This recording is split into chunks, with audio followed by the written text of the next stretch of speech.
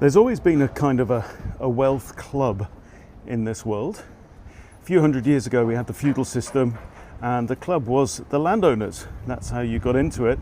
By virtue of owning a bunch of land, you had the ordinary people, the serfs or whatever, would pay for the privilege to live and work on your land, and just by virtue of having, you would then get more. We then had the Industrial Revolution, where it seemed that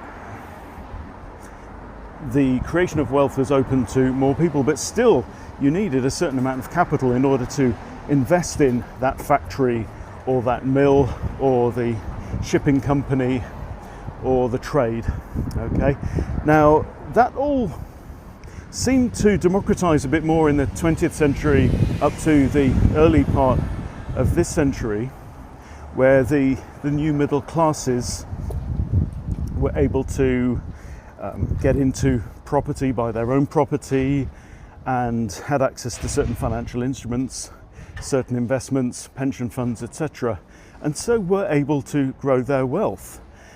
However, that all seems to have changed since about 2008 and the financial crisis and the credit crunch and what we're now calling the cost of living crisis. Just in the 1990s, when I was in my 20s, I was able to buy a house.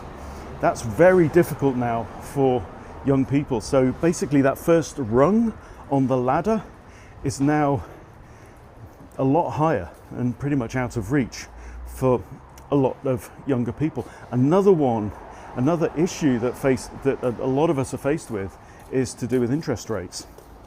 That if you think you've got money in the bank, if the interest rates that you're getting, 1%, 2%, 3%, don't match inflation, then effectively that nest egg, that insurance, that buffer that you think you've got is really just evaporating. So it always used to be the case where we thought that was a safe place to keep your wealth.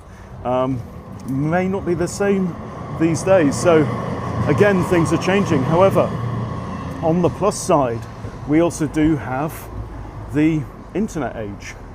We've had Web 2, Web 3 come along now, and with blockchain and the different options now opening up to the crowd, we're starting to get backdoors into the wealth club, where you don't need a sophisticated financial education and you don't need significant capital either in order to get your money working for you and increasing and leveraging itself. So that's definitely one of the things that I'm interested in exploring more. I'm looking into a few ideas right now, and I will keep you guys informed.